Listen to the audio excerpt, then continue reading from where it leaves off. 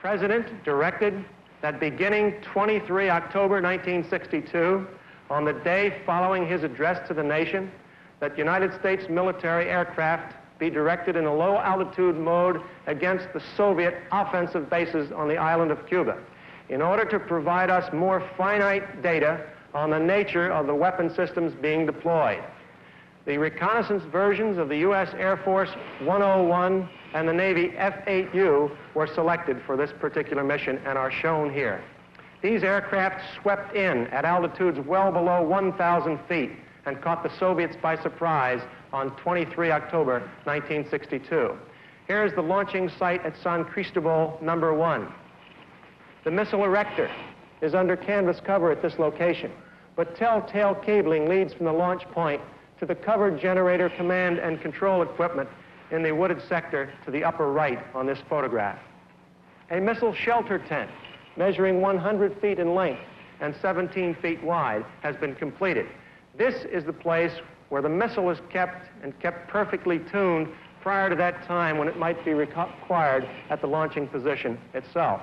The Soviets respond quickly to our low-altitude effort.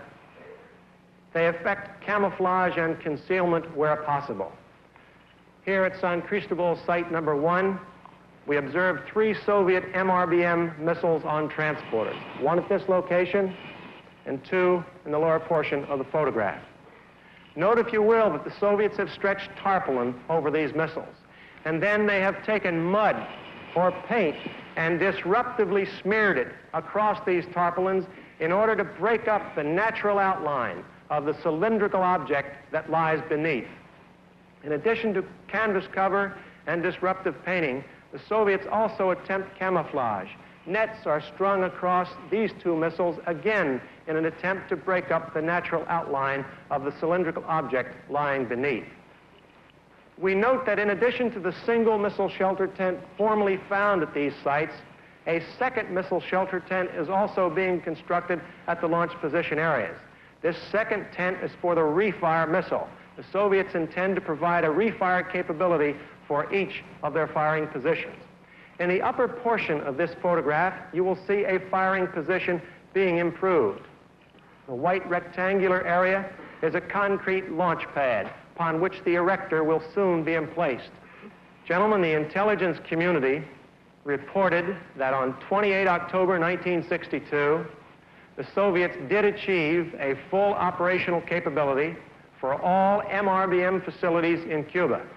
This is on the morning of the 28th this report is being made.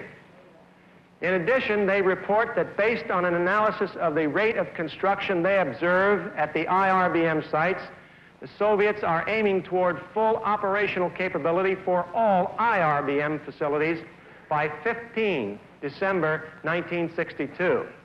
The irony of this particular graphic is this. The intelligence analysts reported, based on their study of the photography, that the Soviets on this date had reached full operational readiness for their MRBM sites.